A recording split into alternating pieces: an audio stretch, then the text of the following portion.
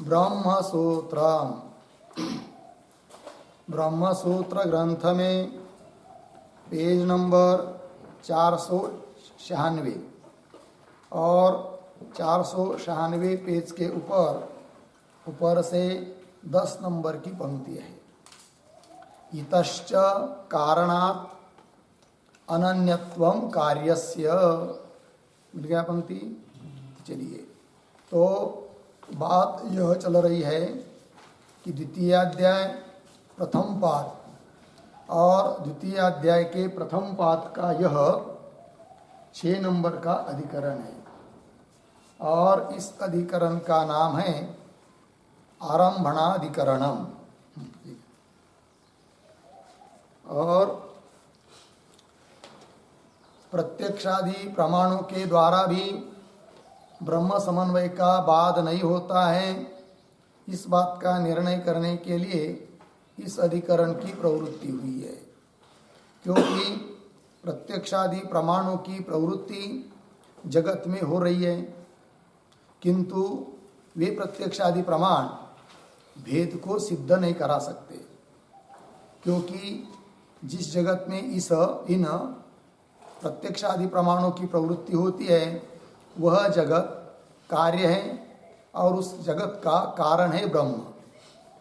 और कार्य कारण से अनन्य होता है, अभिन्न होता है, भिन्न नहीं रहता है।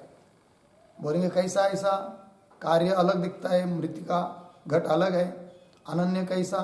और यदि अनन्य है, अभिन्न है, तो यह कारण है, ये कार्य है, ये भेद व्यवहार क्यों होता है? तो वहाँ पर बताया था कार्य कारण से अनन्य, इसका मतलब कार्य की सत्ता कारण की सत्ता से अतिरिक्त नहीं है, ये बताना है। और अतिरिक्त सत्ता न होने के कारण यह जगत ब्रह्म रूप ही है, अर्थात ब्रह्म समन्वय में कोई विरोध नहीं आता है प्रत्यक्षादि प्रमाणों का, क्योंकि द्वैत में प्रत्यक्ष जगत में प्रत्यक्षादि प्रमाण काम कर रहे हैं और जिस जगत में कर रहे हैं वो जगत परमात्मा से भिन्न नहीं है। तो प्रत्यक्षादि प्रमाणों के द्वारा भी ब्रह्म समन्वय में विरोध नहीं है, इसी बात का निर्णय इस अधिकरण से होता है। इस अधिकरण का पहला सूत्र का व्याख्यान हुआ कि जिसमें श्रुति प्रमाण को लेकर कार्य जगत का कारण ब्रह्म के साथ अनन्यत्व बताया गया। अब जो दूसरा सूत्र आ रहा है इस अधिकरण का, और क्रमशः देखेंगे तो इस पाद का यह 15 नंबर का सूत्र आ रहा है। अब इस सूत्र के द्वारा भी अनन्यत्व बताना है, किंतु अनुमान को लेकर, अर्थात कार्य और कारण इनका अनन्यत्व होता है, यह बात अनुमान प्रमाण से भी सिद्ध होती है। और इसी सूत्र का पुनः पाठ भेद करके दूसरा भी अर्थ करेंगे कि प्रत्यक्ष प्रमाण से भी कार्य कारण का अनन्यत्व सिद्ध होता है, वो भाष्य में आगे आएगा ही। तो ये जो सूत्र है उसका अवतरण के रूप में जो पंक्ति आई है वो हमने अभी पढ़ी। वो क्या है? इतश्च, मतलब यह भी एक कारण है कि किस बात के लिए? कि कार्य कारण से अनन्य होता है, इस बात को बताने के लिए। तो क्या कारण है वो सूत्र के माध्यम से आ रहा है। तो ये जो पंक्ति है इतश्च कारणात् इत्यादि, तो इसके पूर्व में अवतरण के रूप में एक वाक्य पहले लिख लेते हैं, तो पूर्व उत्तर का संदर्भ भी पता चल जाएगा। तो लिखते हैं थोड़ा सा, विमताम विमतम कार्यम कारण अनतिरिक्तम कारणानतिरिक्तम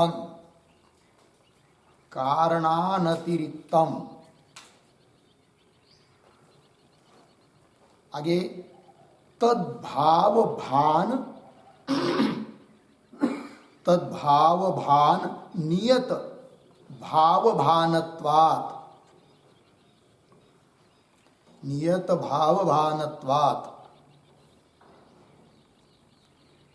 कौंस में लिखते हैं कारण के भाव और भान के, कारण के भाव और भान के साथ कार्य के भाव और भान, कार्य के भाव और भान इनका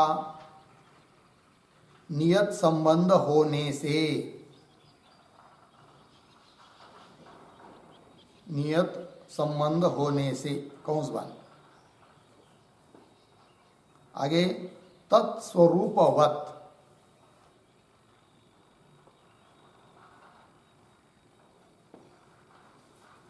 तत्स्वरूपवत पूर्ण विराम, इति अनुमानम, इति अनुमानम सूत्रयोजनया, सूत्रयोजनया दर्शयितुं चकारार्थम आह, चकारार्थम आह इतश्च इति, इतश्च इति। ठीक, देखो भाई अर्थ।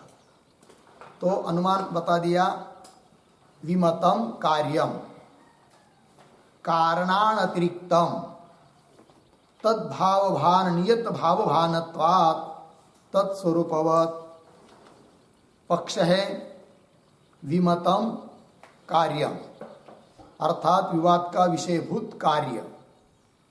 कैसा है कार्य? कारण अनतिरिक्तम, कारण से अतिरिक्त नहीं है। जैसे कार्य लिया घट, वह घट, उस घट का कारण जो मृत्तिका, उससे अतिरिक्त नहीं है, अर्थात अनन्य है, अभिन्न है। तो अनतिरिक्तत्व की सिद्धि करनी है। उसके लिए हेतु दिया जा रहा है तद्भाव भान नियत भाव भानत्वात्। तत् शब्द से लेंगे कारण, भाव मतलब सत्ता। तो कारण की सत्ता और कारण की प्रतीति होने पर नियम से प्रतीति होती है कार्य की सत्ता की, कार्य के भाव की और कार्य के भान की।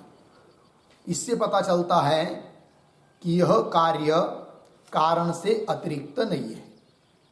उदाहरण तत्स्वरूपवत, जैसा कोई घटादि कार्य है तो घटादि कार्य की प्रतीति होती है, तो घटादि घटादि से भिन्न नहीं है, नियत प्रतीति है। उस प्रकार कारण मिट्टी आदि की प्रतीति जब होती है तो उससे अतिरिक्त कार्य की प्रतीति कभी होती नहीं है। वो उसकी प्रतीति होती है, होने पर ही उसकी प्रतीति होती है। कारण के प्रतीति के बिना कार्य की प्रतीति होती ही नहीं है। कारण मिट्टी का प्रतीति रहेगी तभी घट की प्रतीति होगी।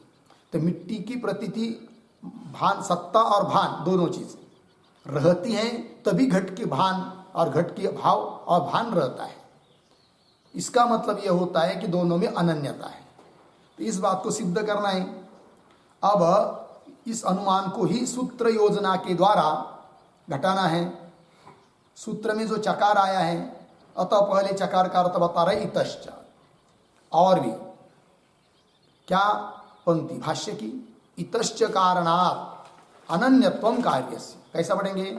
इतश्च कारणात्, एक शब्द छोड़कर, कार्यस्य अनन्यत्वम, इस भी कारण से कार्य की कार्य अनन्य है। किससे? कारण से अनन्य है, अतिरिक्त सत्ता वाला नहीं है। ये बात क्यों? आगे की पंक्ति, यत् कारणम भावे एव कारणस्य कार्यम उपलभ्यते, अर्धविराम, न अभावे। थोड़ा सा अन्वय कर लेंगे। यत् कारण, दो शब्द छोड़कर आगे, कारणस्य पीछे, भावे एव आगे कार्यम उपलभ्यते, आगे ना आगे सरल है। यत् कारणम, क्योंकि, यतो ही, जो पीछे के वाक्य में बताया, कार्य अनन्य है कारण से। क्यों? यत् कारणम, उसका कारण यह है कि, अनन्य होने का कारण यह है कि क्या? कारणस्य भावे एव कार्यस्य उपलभ्यते, कार्यम उपलभ्यते। कारणस्य भावे, भावे भान सत्ता रहने पर ही कार्य की उपलब्धि होती है। अर्थात कार्य की जब भी उपलब्धि होगी, प्रतीति होगी, तब कारण के बिना नहीं हो सकती। तो वही करे कारणस्य भावे एव कार्यम उपलभ्यते न अभावे, मतलब कारण का अभाव रहेगा, कारण का भान नहीं रहेगा तो कार्य की उपलब्धि होती ही नहीं है। इससे पता चलता है कि कार्य कारण से अनन्य है, अभिन्न है। ठीक है, चलिए, तो भावे एव इत्यादि ये सब भावे यह प्रतीक है। तो सूत्र का माध्यम से ये सब बात बताई जा रही है। अतः पहले सूत्र का उच्चारण और उसका अर्थ कर लेते हैं, फिर आगे की चर्चा करते हैं। तो सूत्र का उच्चारण भावे चोपलब्धे है, भावे चोपलब्धे 2:1:15। तो सूत्र के बारे में थोड़ा लिख लेंगे। तो लिखते हैं सूत्रावतरणम, सूत्रावतरणम बराबर इतश्च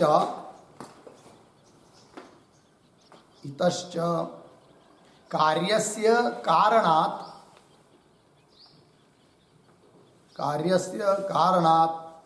अनन्यत्वं भवति, अनन्यत्वं भवति तदेव आह, तदेव आह। फिर नीचे की पंक्ति में सूत्रम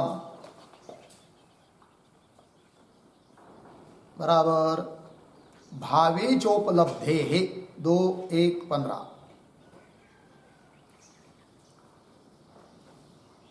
नीचे की पंक्ति में पदच्छेद भावे च उपलब्धे, फिर आगे पदार्थोक्ति, पदार्थोक्ति बराबर प्रतीक है च बराबर तथा च, आगे प्रतीक भावे बराबर कारणस्य ब्रह्मणः सत्वे, कारणस्य ब्रह्मणः सत्वे एव अर्धविराम, पुनः प्रतीक उपलब्धे है बराबर कार्यस्य जगतः उपलब्धे है, कार्यस्य जगतः उपलब्धे है पूर्ण विराम। आगे एवं कारणस्य सत्वे, कारणस्य सत्वे उपलब्धौ च, उपलब्धौ च कार्यस्य सत्वादेः, कार्यस्य सत्वादेः उपलब्धेः च, उपलब्धे च सप्तमी अनन्यत्वं भवति, अनन्यत्वं भवति पूर्ण विराम। कौंस में लिखते थोड़ा कारण के रहने पर, कारण के रहने पर और कारण की उपलब्धि होने पर ही, कारण की उपलब्धि होने पर ही कार्य की सत्ता, कार्य की सत्ता और उपलब्धि होती है। इसलिए कार्य कारण से अभिन्न है, कार्य कारण से अभिन्न है, यह सूत्र का अर्थ है। पूर्ण विराम कंस बंद। आगे यथा मृत सत्वे, मृत सत्वे घट सत्वम अर्धविराम, मृत अभावे, मृत अभावे घटाभाव, घटाभाव इति अन्वय व्यतिरेकाभ्याम इति अन्वय व्यतिरेकाभ्याम मृद व्यतिरेकेन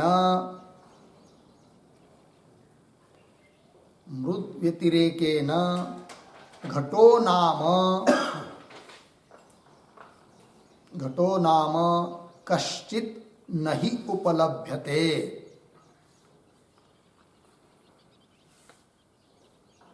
कश्चित् नहि उपलभ्यते पूर्णविराम। अतः कारण व्यतिरेकेन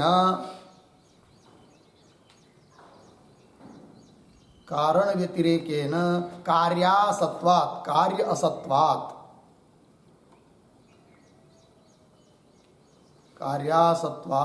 ब्रह्मणः अनन्यत्वं जगतः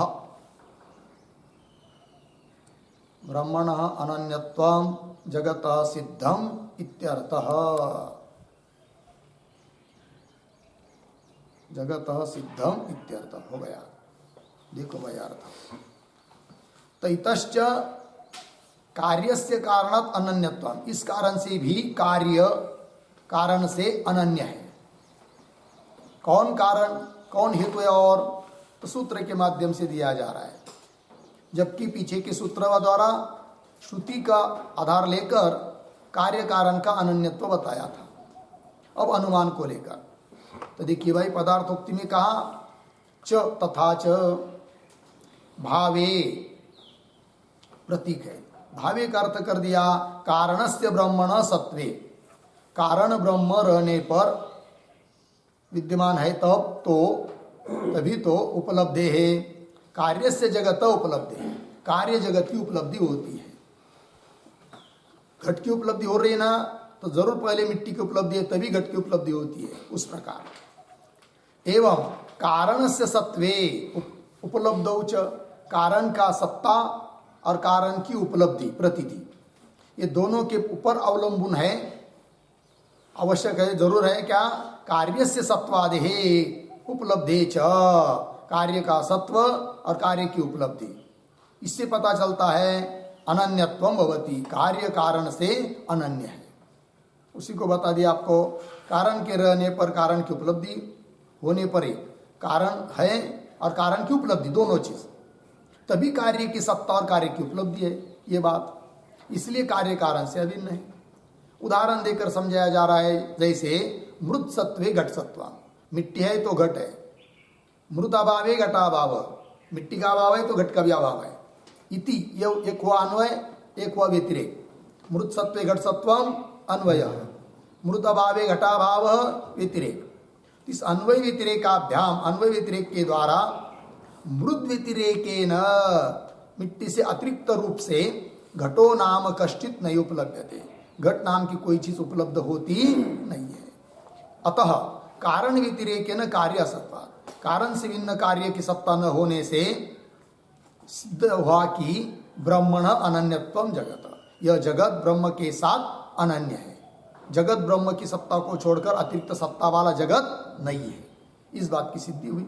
ठीक है, तो फिर चलिए, यह हुआ सूत्र का अर्थ। अब भाष्य में यत् कारणम भावे एव कारणस्य कार्यम उपलभ्यते न अभावे, उसी को स्पष्ट कर रहे आगे भाष्य पंक्ति में। तद यथा सत्याम मृदि घट उपलभ्यते, अर्धविराम, इतने कहीं थोड़ा अन्वय। तद यथा मृदि सत्याम घट उपलभ्यते, उदाहरण देकर समझा रहे हैं कि जैसे कि मृदि नाम मिट्टी, सत्याम मिट्टी रहने पर ही घट की उपलब्धि होती है, और मिट्टी के बिना घट की उपलब्धि कभी होती नहीं है। मिट्टी रहेगी तभी घट की उपलब्धि होगी। अतः घट का अनन्यता है किसके साथ? मिट्टी के साथ, ये बात। और दूसरा दृष्टांत दे रहे, सत्सु च तंतुषु पटः, तंतुषु सत्सु च पटः, तंतु है तभी पट की उपलब्धि होगी। तंतु की प्रतीति नहीं, तंतु की सत्ता नहीं, तो भी पट की उपलब्धि होती है, ऐसा होता नहीं है। जब भी पट की उपलब्धि करनी है तो पहले जरूर तंतु की उपलब्धि होती ही है। उसके बिना पट की उपलब्धि होती नहीं है। अतः पट और तंतु में अनन्यता है। दो दृष्टांत दिए। आगे, न च नियमेन अन्य भावे अन्यस्य उपलब्धि दृष्टा। यदि अन्य भाव रहेगा, भेद रहेगा, तो एक के पर दूसरे की उपलब्धि होती नहीं है। एक के रहने पर दूसरे की उपलब्धि तब ही होती है जब दोनों में अनन्यता रहती है। अनन्यता नहीं है, अभिन्नता नहीं है, भिन्नता है। फिर एक होने पर दूसरा उपलब्ध हो, ऐसा देखा नहीं जाता। ये बात बताई जा रही है। तो ये तो पंक्ति है, न च नियमेन इत्यादि पंक्ति। उसके पूर्व में एक वाक्य लिखते हैं अवतरण, सत्यपि घटे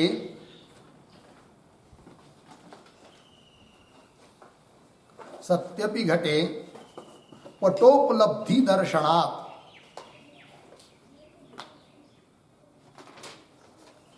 पटोपलब्धि दर्शनात् अर्धेरा कारण भावे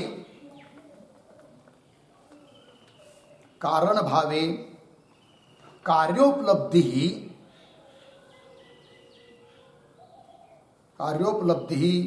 न अभेद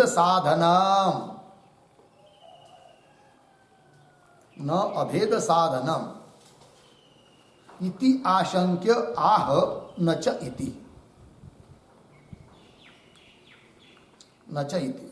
ठीक है। तो ये जो भाष्य में पंक्ति आई है न च इत्यादि, अभी जो पढ़ी हमने, वो क्यों आई? तो कदाचित किसी को शंका हो सकती है। कौन शंका हो सकती है कि जिसका निवारण करने के लिए पंक्ति आई है?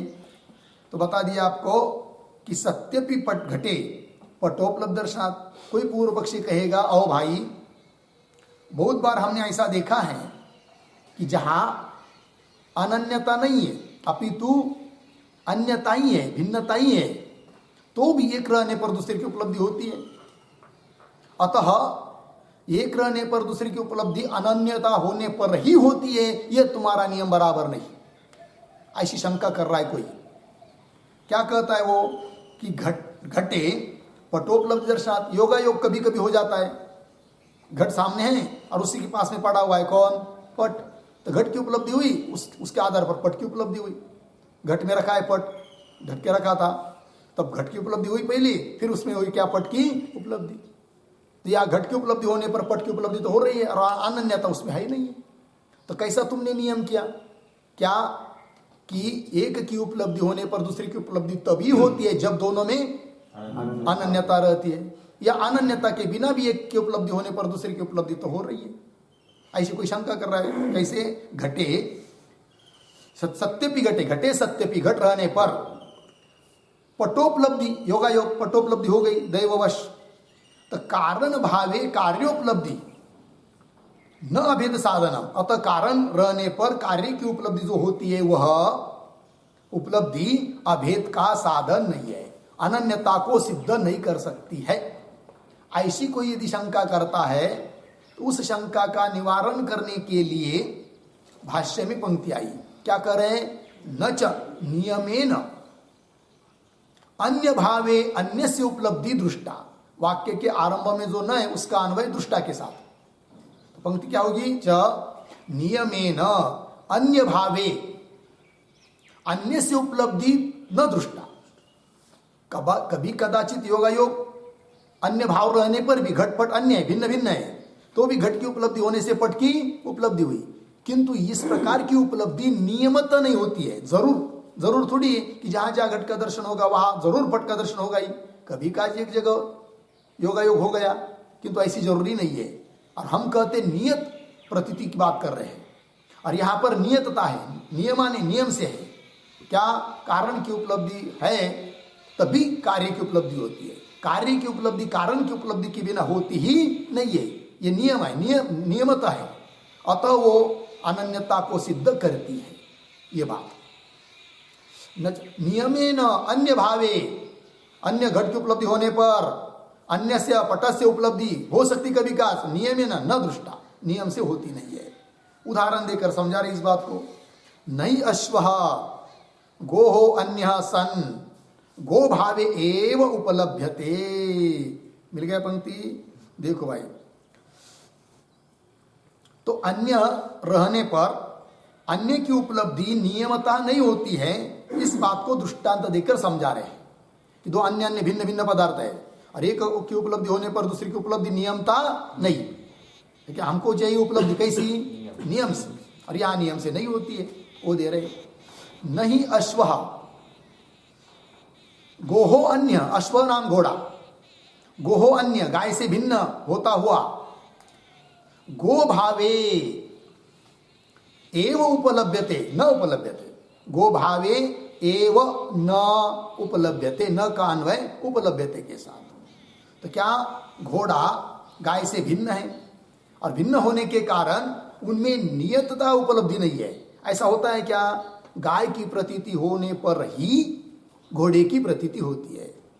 घोड़े की प्रतीति तब होगी जब गाय की प्रतीति होगी। ऐसा नियम है क्या? नहीं है। कभी का जगह हो सकता है, किंतु ऐसा कोई जरूरत नहीं कि घोड़े की प्रतीति करनी है तो उसके पहले गाय की प्रतीति होनी ही चाहिए। नियम नहीं है वहां पर।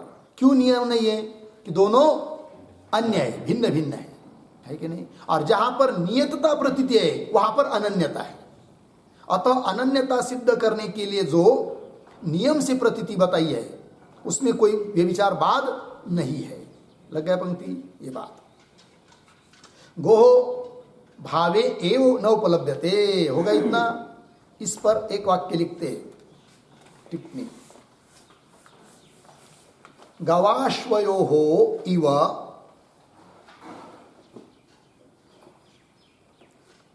गवाश्वयोः इव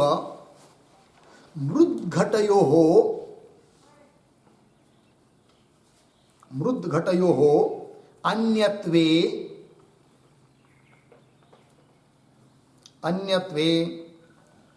हेतु उच्छित्तिः स्यात्।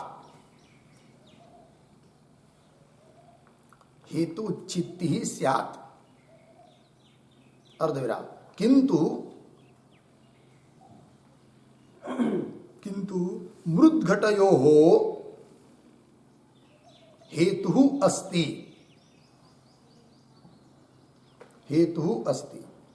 अतः तयोः अन्यत्वम् अपि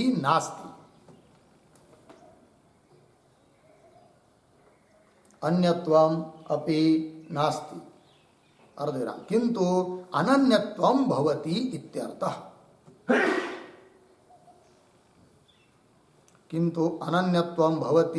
इत्यर्थः। ठीक, देखो भाई अर्थ। तो गवाश्वयो गाय और घोड़ा ये दृष्टांत हुआ। तो इनकी तरह मृद्घटयो अन्यत्वे, मिट्टी और घट ये दोनों गाय और घोड़े की तरह भिन्न भिन्न रहेंगे तो हेतु उच्चित्ति स्यात्, हेतु वहां पर नहीं रहेगा। कौन हेतु? कारण के उपलब्ध होने पर कार्य की उपलब्धि होती है। हेतु दिया था ना आपको, तद भाव भान नियत भाव भानत्वात्, तो हेतु वहां पर नहीं रहेगा। किंतु मृद्घटयो हेतु अस्ति, मिट्टी और घट में हेतु है, अर्थात मिट्टी का भान होगा तभी घट का भान होगा। हेतु है, और हेतु है तो उसमें फिर अन्यत्व नहीं है। बात समझ में आ रही? यदि गाय घोड़े की तरह अन्यत्व रहता तो हेतु नहीं चाहिए फिर, किंतु वहां हेतु है, अर्थात गाय घोड़े की तरह वहां पर अन्यत्व नहीं, अपितु अनन्यत्व है। अन्यत्व मतलब भिन्नत्व वो नहीं है, अनन्यत्व है, ये बात।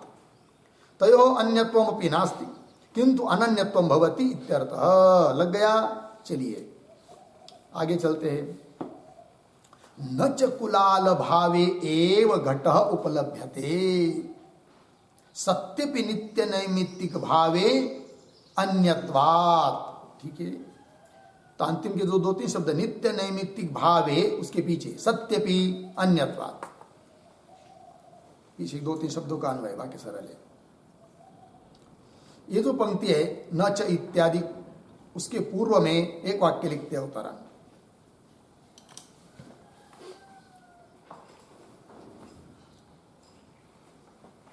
ठीक है, तो देखो भाई, ननु कार्य कारण भाव कृता,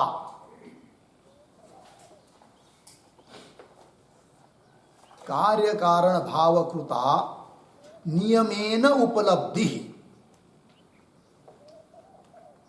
नियमेन उपलब्धि अर्धविराम, न तु अनन्यत्व कृता,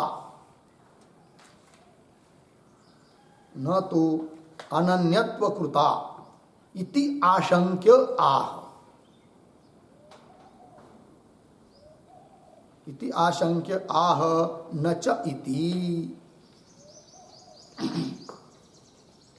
ध्यान दीजिए भाई, कदाचित कोई पूर्व पक्षी शंका करेगा क्या कि ननु कार्य कारण भाव कृता नियमेन उपलब्धि, नियमता उपलब्धि हो रही कि नहीं, किंतु उस नियमता उपलब्धि का कारण क्या है, सिद्धांती तुम समझ लो।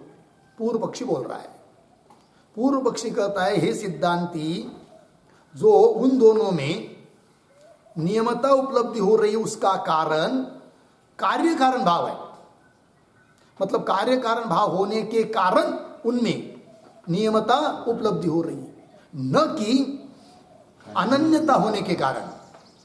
सिद्धांति का अभिप्राय क्या है, दोनों में अनन्यता इसलिए, एक के होने पर दूसरे की उपलब्धि होती है, अनन्यता है, किंतु वो कहता है क्या उनमें जो नियमता उपलब्धि हो रही उसका कारण अनन्यता नहीं है अपितु कार्य कारण भाव है, ऐसा मानो।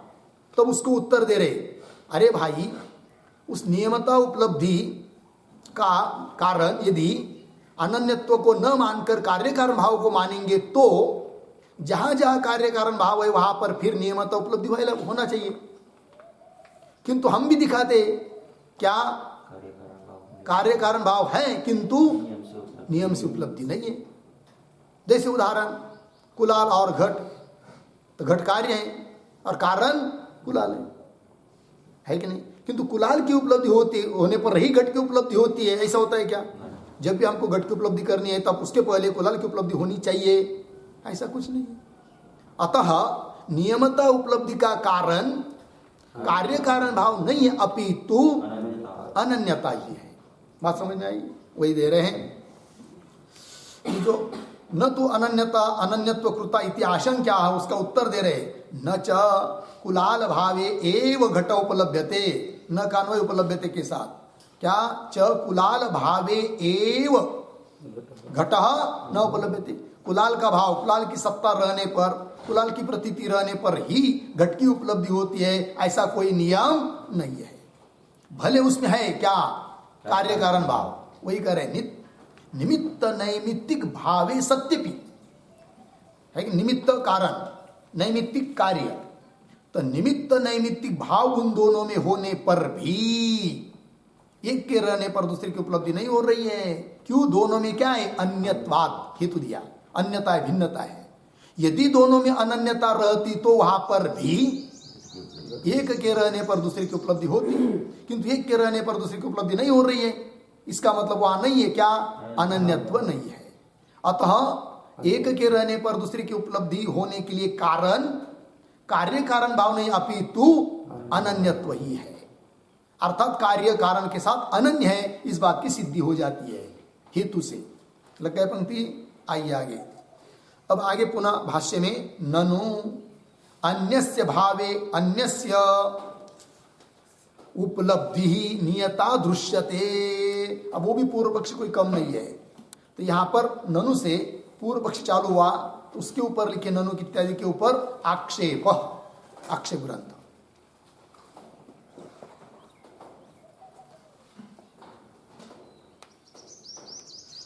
ठीक, तो क्या मन में अभिप्राय रखकर पूर्व पक्षी शंका कर रहा है, इस बात को समझने के लिए ननु के पहले एक वाक्य लिखते हैं उदाहरण, नियमेन उपलम्भे अपि,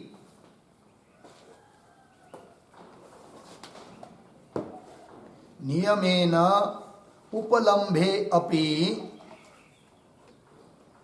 अनन्यत्वं नास्ति, अनन्यत्वं नास्ति इति व्यभिचारं शंकते।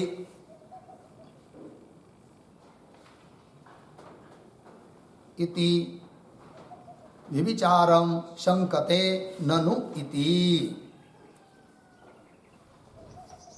देखो भाई अर्थ क्या पूर्व पक्षी कहता है सिद्धांतियों को, अरे सिद्धांती अभी अभी तुमने क्या बात बताई कि एक के रहने पर दूसरे की नियमता उपलब्धि वहां पर होती जहां पर अनन्यता रहती है, बराबर है कि नहीं?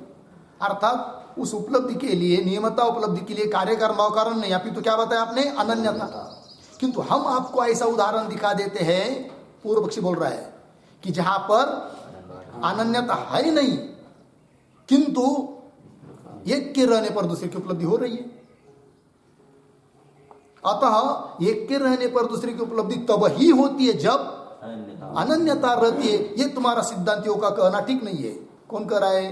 पूर्व पक्षी वही कह रहा है। ननु अवतरण में लिख कीजिए ना, नहीं नियमेन उपलम्ब्यापि, नियमता उपलब्धि तो हो रही है किंतु अनन्यता नहीं है। मतलब अनन्यता के बिना भी नियमता उपलब्धि हो रही है, मतलब नियमता उपलब्धि का कारण अनन्यता नहीं है। अर्थात नियमता उपलब्धि हो रही है इसलिए अनन्यता है, ये बात तुम सिद्ध नहीं कर सकते।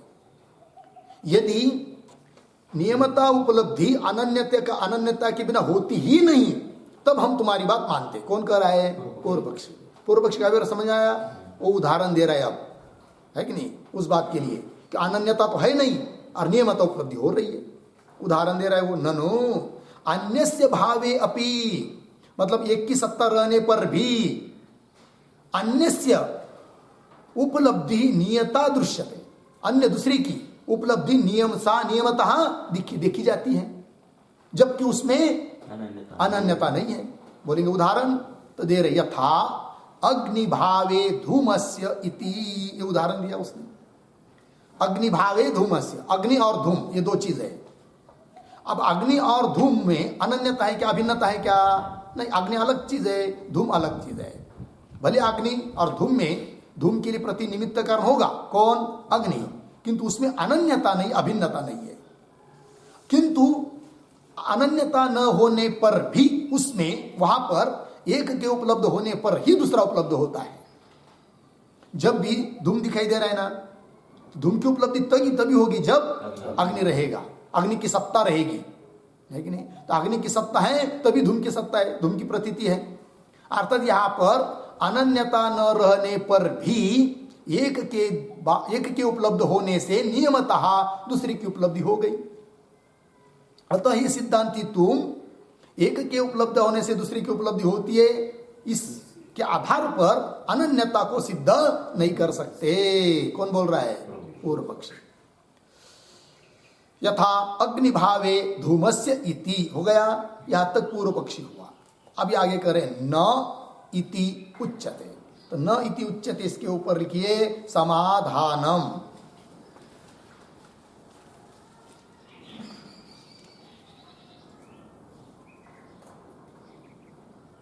ठीक, अब समाधान दे रहे सिद्धांती किस बात को मन में रखकर, उसको भी समझने के लिए न कि पूर्व में एक छोटा वाक्य, अग्निभावे एव, अग्निभावे एव धूमोपलब्धि, धूमोपलब्धि इति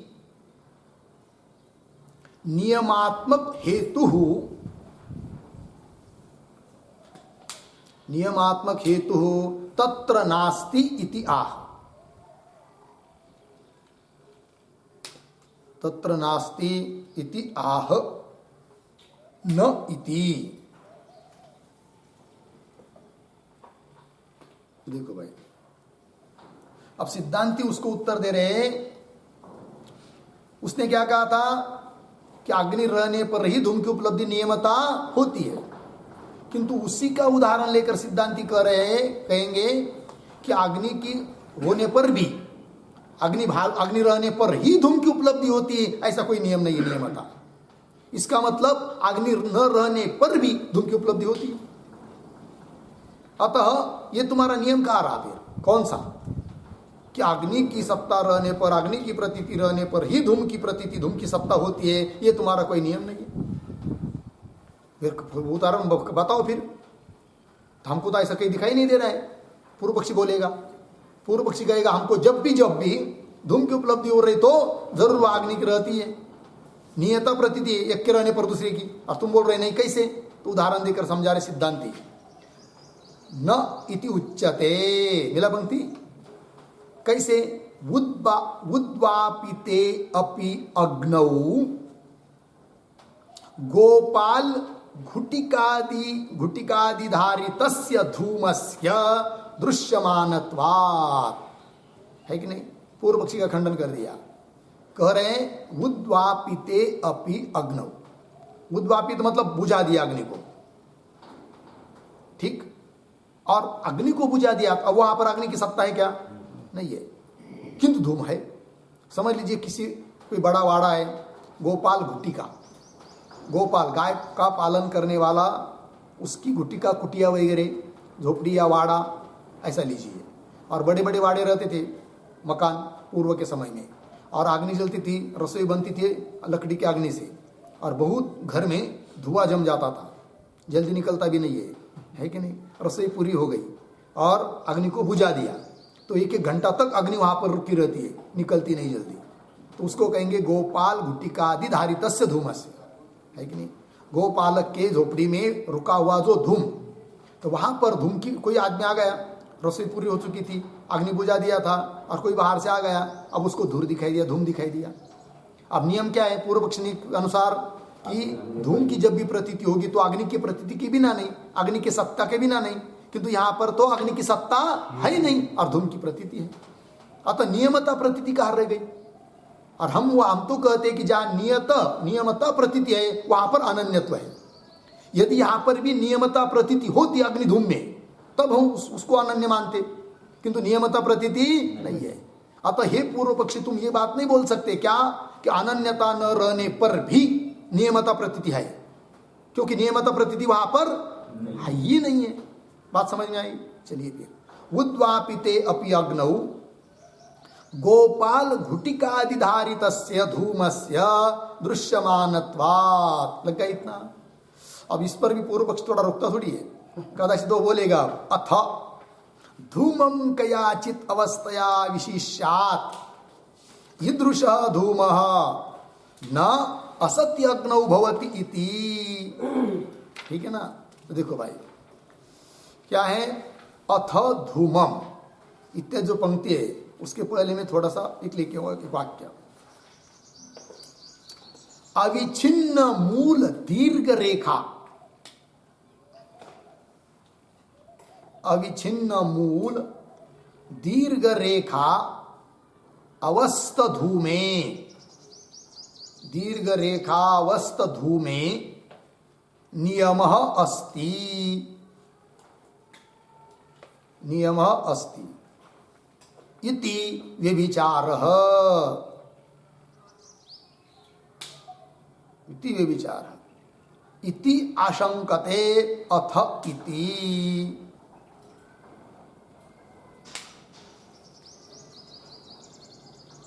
ठीक है? देखो भाई अर्थ क्या वो कहता है, अब नियमता प्रतीति वहां पर भी है अग्नि और धूम में। सिद्धांति ने खंडन कर दिया ना, नियमता प्रतीति नहीं है, किंतु वो बोलता है नियमता प्रतीति है। बोलेंगे कैसे? तब वो बोलता है हम सामान्य धूम को नहीं लेंगे, ऐसा धूम लेंगे कि जिसका मूल का उच्छेद नहीं हुआ है, अविच्छिन्न मूल, जिसके मूल का विच्छेद नहीं हुआ है, टूटा नहीं है कि नहीं? अविच्छिन्न मूल, ऐसा दीर्घ रेखा ऊपर जा रहा है, दीर्घ रेखा धूम की, है कि नहीं? इस प्रकार का धूम तभी उपलब्ध होता है जब अग्नि की उपलब्धि रहती है। अतः नियमता प्रतीति हो गई, और नियमता प्रतीति तो है किंतु अनन्यत्व नहीं है। साध्य क्या है? अनन्यत्व। अनन्यत्व सिद्ध करना है ना, तो जो आपको अनुमान लिख के दिया था उसका लिखा था ना, कारणान अतिरिक्तत्वम, अर्थात अनन्यत्व। मिला क्या? नहीं? विमतम कार्यम कारण अनतिरिक्तम, है था कि नहीं? तो कारण अनतिरिक्तम मतलब क्या? कारण अनन्य है, अनन्यता की सिद्धि करनी है, और वो बोल रहा है पूर्व पक्षी क्या यहाँ पर साध्य नहीं है, अनन्यता नहीं है और हेतु है। और साध्याभाव वृत्तित्वम व्यभिचार, साध्य अभाव के अधिकरण में हेतु यदि रहता है तो उस हेतु को क्या बोलते हैं, व्यभिचारी, है कि नहीं। फिर वो पुनः दिखा रहा है कौन, पूर्व पक्षी, कि हम अग्नि और धूम की नियत प्रतीति वहां मानते हैं जहां पर अविच्छिन्न मूल धूम रेखा, तो वहां पर वो धूम की प्रतीति होगी, सत्ता होगी, तो अग्नि की बिना नहीं, तो नियमता प्रतीति है। किंतु अग्नि और उस प्रकार के धूम में नहीं है क्या, अनन्यत्व, अनन्यत्व नहीं है, अनन्यत्व का अभाव है। और हेतु वहां पर है, एक की सत्ता रहने पर दूसरे की उपलब्धि, हेतु तो है। अर्थात तुम्हारा हेतु कैसा हुआ, व्यभिचारी हुआ। कौन कह रहा है, पूर्व पक्षी। पंक्ति की अवतरण में लिखा था ना, अविच्छिन्न मूल दीर्घ रेखावस्त धूमे नियत नियम अस्ति, ऐसे धूम में नियम है नियत प्रतीति का, इसलिए व्यभिचार हो रहा है, ऐसी शंका कर रहा है अथ इत्यादि पंक्ति से। अथ इत्यादि पंक्ति भाष्य में देखिए आप, अथ धूमम कयाचित अवस्थया विशेष्यात्, मतलब धूम को हम सामान्य रूप से धूम नहीं लेंगे, तो उसको क्या करेंगे, किस विशेषण देकर विशिष्ट बनाएंगे, है कि नहीं। और क्या विशेषण देंगे वो आपको लिख के बता दिया पहले, अविच्छिन्न मूल धूम रेखा, उसकी प्रतीति वहां होती है जब अग्नि की प्रतीति रहती है, ऐसा कर देंगे। ऐसा धूम को हमको चाहिए, अविच्छिन्न मूल धूम, ये बात। कयाचित अवस्थया विशिष्यात्, फिर कहेंगे हम ईदृशः धूमः, पंक्ति मिली, बाद में देखिए, ईदृशः धूमः, न कान में आगे करेंगे, ईदृशः धूमः असति अग्नौ, फिर न भवति, अन्वय मिला, अर्थ देखा। ईदृशः धूम, इस प्रकार का धूम, अविच्छिन्न मूल रेखा वाला धूम, असति अग्नौ, असति अग्नौ अग्नि अभाव है, अग्नि यदि नहीं रहता है तो न भवती, उस प्रकार की धूम की प्रतीति होती नहीं है। अर्थात उस प्रकार की धूम की प्रतीति तब होगी जब अग्नि रहेगा, अर्थात नियत प्रतीति वह है और साध्य अनन्यत्व नहीं है, अर्थात ये विचार हो गया। ये पूर्व पक्षी का अभिप्राय। पंक्ति लगी, अब आगे चलिए। न एवं अपि कश्चित दोषः, अब सिद्धांत उत्तर दे रहे भाई, न कश्चित दोष, एवं अपि मतलब सिद्धांति करे पूर्व पक्ष को, ऐसा अग्नि को विशिष्ट, धूम को विशिष्ट बनाने पर भी कोई दोष नहीं है। बात लगी, एवं अपि मतलब तुमने नियत प्रतीति को साबुत रखने के लिए धूम को विशिष्ट बनाया तो भी कोई दोष आएगा नहीं हमारे मत में, ये कह रहे हैं। एवं अपि न कश्चित दोष, क्यों बता रहे सिद्धांति, तद्भावानुरक्ताम ही बुद्धिम कार्य कारणयोः अनन्यत्वे हेतुम वयम वदामः। सिद्धांति बोल रहे हैं क्या, कि तद्भावानुरक्तम ही बुद्धिम, कार्य कारणयोः अनन्यत्वे, कार्य कारणयोः अनन्यत्वे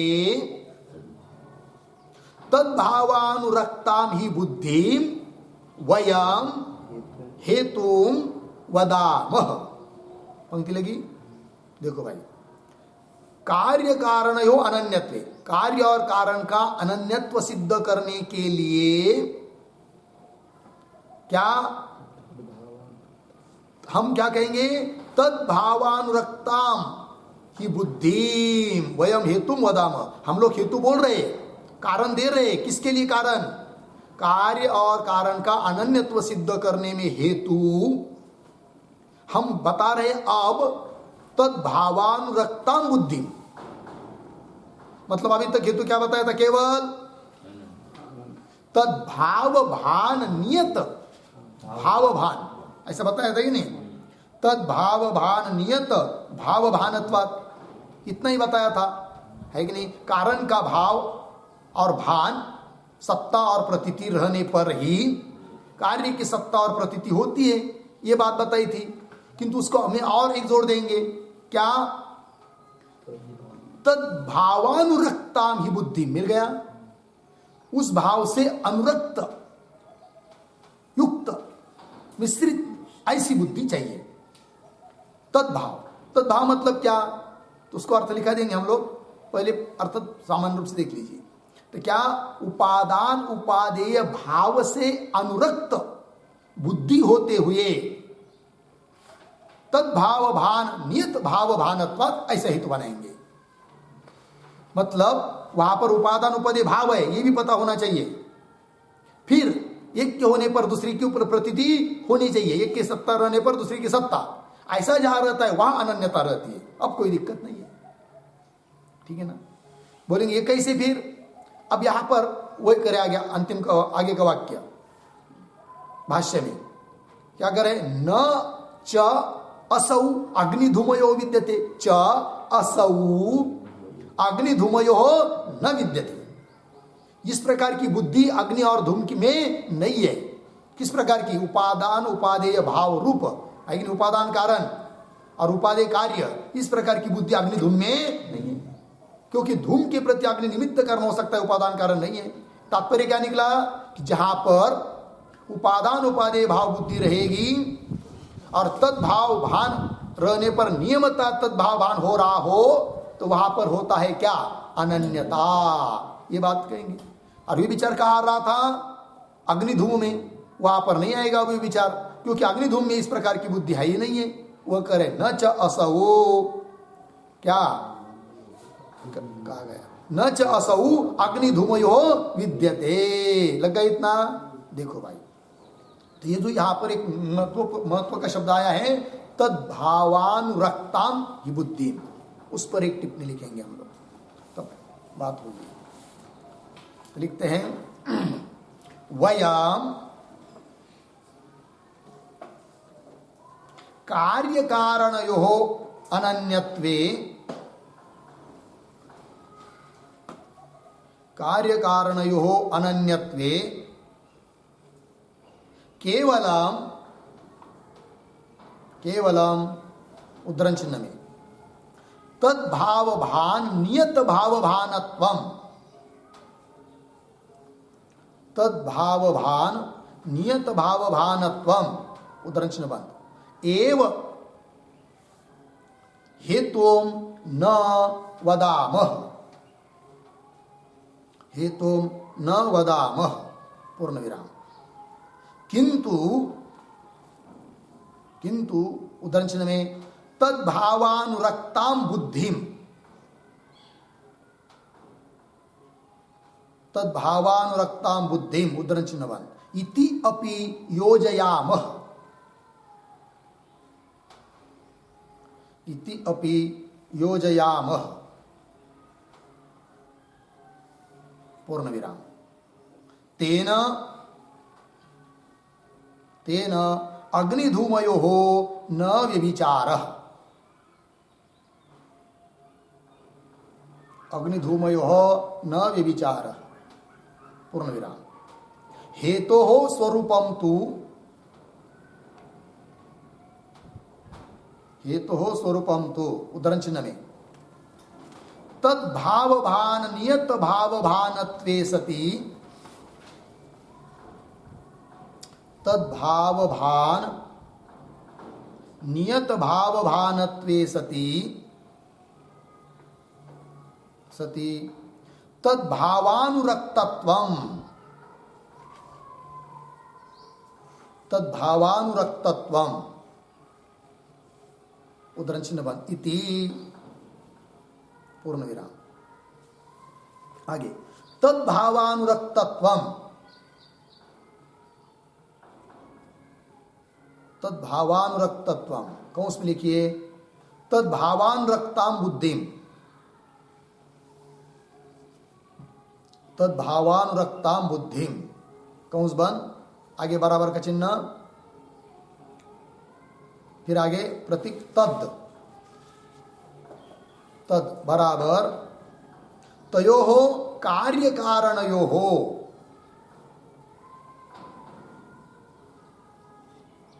कार्य कारणयोः, कौंस बराबर कार्य कारण बराबर उपादान उपादेयोः, उपादान उपादेयोः आगे भावेन, भावेन बराबर सत्तया, सत्तया। फिर आगे अनुरक्तम बराबर सहकृतत्वम, सहकृतत्वम पूर्ण विराम। आगे यद्वा, दूसरा अर्थ कर रहे अब उस शब्द का, यद्वा तद्भावः बराबर, तद्भावः बराबर सामानाधिकरण्यम,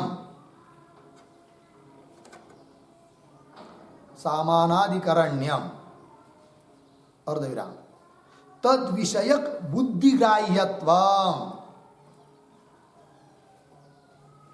तद विषयक बुद्धिग्राह्यत्वम इति पूर्ण विराम। आगे मृद्घटः इति, मृद्घटः इति सामानाधिकरण्य बुद्धि दर्शनात्, सामानाधिकरण्य बुद्धि दर्शनात् समन्वयः भवति, समन्वयः भवति पूर्ण विराम। आगे उद्धरण चिन्ह में अग्निर्धूमः, उद्धरण चिन्ह 1 इति सामानाधिकरण्य बुद्धि अदर्शनात्, सामानाधिकरण्य बुद्धि अदर्शनात् न व्यभिचारः, न व्यभिचारः इति भावः, न व्यभिचारः इति भावः पूर्ण विराम। अब देखो भाई अर्थ, सिद्धांति कह रहे वयम हम लोग कार्य कारणयो अनन्यत्वे, कार्य कारण में अनन्यता सिद्ध करने के लिए अब केवल तद्भावभान नियत भावभानत्वम एव हेतु, हेतु न वदाम, इतने ही अब हेतु को नहीं कहेंगे, हेतु में और थोड़ा कुछ जोड़ देंगे तब ये विचार नहीं होगा।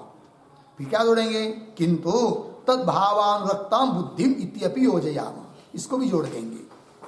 तेन तब क्या होगा, अग्निधूमयो न विचार, जो विचार हो रहा था अग्निधूम में साध्य न रहने पर भी हेतु दिखाई दे रहा था, वो अब दिखाई नहीं देगा हेतु, ये बात। फिर हेतु का स्वरूप क्या होगा तब बता रहे, तद्भाव भान नियत भाव भानत्वे सति तद्भाव अनुरक्तत्वम, ऐसा हेतु हमको चाहिए जो कि अब अग्निधूम में नहीं है। बोलेंगे ठीक है, किंतु ये जो तद्भावानुरक्तत्व जोड़ दिया ये विचार को वारण करने के लिए, उसका अर्थ क्या है, अर्थ बताओ, तो वो आपको लिख के दिया। तद्भावानुरक्त मतलब उसी का अर्थ है तद्भावानुरक्ता बुद्धि शब्द का, तो तद्भावानुरक्तत्व मतलब उसमें आया है पद तद, तद का अर्थ कर दिया तयो हो कार्य कारण हो, अर्थात उपादान उपादेय भाव, तो भावे न भाव तद्भावानुरक्तत्व, भाव पद है ना, तो भावे न नाम सत्तया, अनुरक्तम मतलब सहकृतत्व, तो कुल मिलाकर क्या अर्थ हुआ फिर, उपादान उपादेय की सत्ता से सकृत होना चाहिए। मतलब क्या, जहां पर एक के रहने पर दूसरे की उपलब्धि हो रही है, ये बुद्धि हो रही कि नहीं, उसके साथ साथ ये भी चाहिए कि उसमें उपादान उपादेय ये दोनों है, ऐसा भी निश्चय वहां पर रहना चाहिए। ये उपादान कारण है, इसका ये कार्य है, ऐसा भी निश्चय रहना चाहिए। अर्थात उपादान उपादेय की सत्ता से सहकृत हेतु चाहिए, वैसी बुद्धि चाहिए, ठीक है ना। अब देखो ये विचार दिखाया था पूर्व पक्ष ने, कहां पर, अग्नि और धूम में, तो वहां पर एक की सत्ता से एक के रहने पर दूसरा तो रह रहा है अविच्छिन्न मूल धूम रेखा, कोई बात नहीं, किंतु वहां पर यह बुद्धि नहीं है क्या कि ये दोनों उपादान उपादेय भाव है, इनमें ये बुद्धि नहीं है, अर्थात हेतु नहीं है, तो साध्य भी नहीं है हेतु भी नहीं है, कोई बात नहीं। साध्य न रहने पर, साध्य का अभाव रहने पर यदि हेतु रहता है तब होता है क्या ये विचार, तो ये विचार का प्रश्न नहीं उठता है। और फिर इधर तो घट जाएगा, कहां पर, मिट्टी और घट में, क्योंकि मिट्टी घट में क्या है कि एक के उपलब्ध होने पर दूसरे को उपलब्ध हो रहा है, और वहां पर उपादान उपादेय भाव रूप, उपादान उपादेय की भाव अर्थात सत्ता से सकृत वो बुद्धि है। वहां पर वो भाव है कि उपादान करने और एक कार्य है करके, उपादेय है करके, अतः वहां पर घट जाता है कि नहीं। तो एक के रहने पर और वहां पर उपादान उपादेय भाव भी है और दूसरे की उपलब्धि हो रही है एक के रहने पर दूसरे की, अतः उसमें है क्या, अनन्य। तो अनन्य तो सिद्ध हो रहा है। ठीक, एक बात हुई। क्यों तद्भावानुरक्ताम ही बुद्धि में जो पद आया है ना मूल में, उसका दूसरा अर्थ कर रहे अब। यद्वा तद्भाव, पहले क्या अर्थ किया, तद नाम तयो हो भावे ना, ऐसा किया। अब नहीं, तद्भाव का अर्थ कर दिया सामानाधिकरण्य, है कि नहीं। और अनुरक्तत्व मतलब बुद्धिग्राह्यत्व, वही कर रहे। तद्भाव सामानाधिकरण्य, तद विषयक, उस सामानाधिकरण्य को विषय करने वाली जो बुद्धि, उस बुद्धि से ग्राह्यत्व मतलब उस बुद्धि का विषय होना, ऐसा होना चाहिए। मतलब क्या, सामानाधिकरण्य विषयक बुद्धि रहनी चाहिए। तो क्या अर्थ निकला फिर, सामानाधिकरण्य विषयक बुद्धि का विषय हो और तद्भाव भान नियत भाव भान हो। बात पता चल रही, दोनों बात कैसा ही तो चाहिए। अब तद्भाव भान नियत भाव भान भी चाहिए और सामानाधिकरण्य विषयक बुद्धि का विषय भी चाहिए। बोलेंगे मिट्टी घट में घटाओ पहले, तो मिट्टी और घट इन दोनों में, ये तो पहले पता ही हम लोगों को, एक के रहने पर दूसरे की उपलब्धि होती है, इसमें कोई दिक्कत नहीं। अब दूसरा क्या, सामानाधिकरण्य विषय बुद्धि का विषय है वो मिट्टी और घट, क्योंकि प्रतीति होती है मृत घट।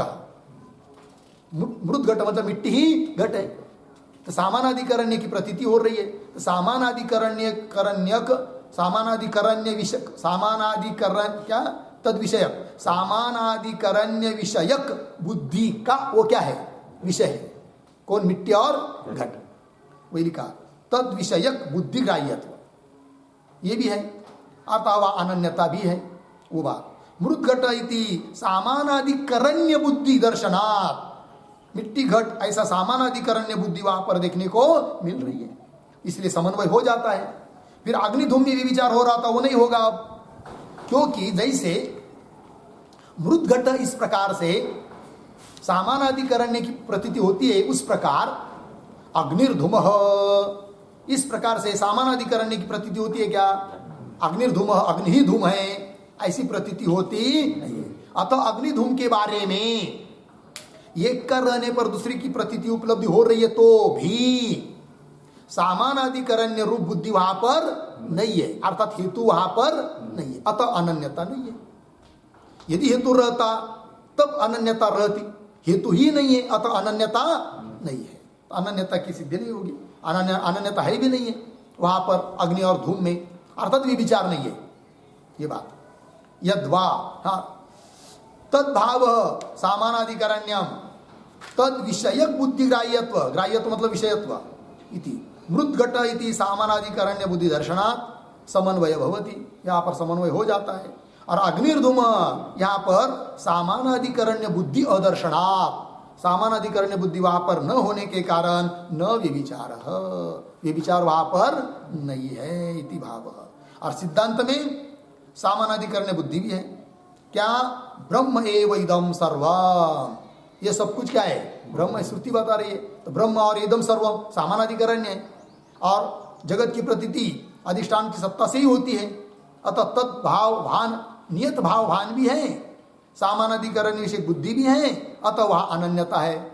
इसलिए जगत का कार्य का ब्रह्म के साथ अनन्यता है, इस बात की सिद्धि हो गई अनुमान के द्वारा, ये बात हो गई। वही मूल में तद्भावानुरक्ताम ही बुद्धिम कार्य कारणयो अनन्यत्वे हेतुम वयम वदामः। और इस प्रकार की बुद्धि अग्निधूम्य नहीं है, वो कह रहे न च असहु अग्निधूमयो विद्यते, अग्निधूम में इस प्रकार की बुद्धि नहीं है, अतः वे विचार नहीं होगा। लग गया जी। तो कुल मिलाकर तात्पर्य निकला, अनुमान के द्वारा भी कार्य कारण का अनन्यत्व सिद्ध हो जाता है, अर्थात कार्य यह जगत ब्रह्म से अतिरिक्त सत्ता वाला नहीं है, केवल एकमात्र अद्वितीय ब्रह्म ही है। लग गया? तो ब्रह्म समन्वय के साथ किसी का विरोध नहीं है, ये बात हो गई। अब आगे जो पंक्ति आ रही भाष्य में, वो सूत्र का थोड़ा सा दूसरा अर्थ करके बता रहे हैं, किंतु उसका विचार हम लोग कल करते हैं। ओम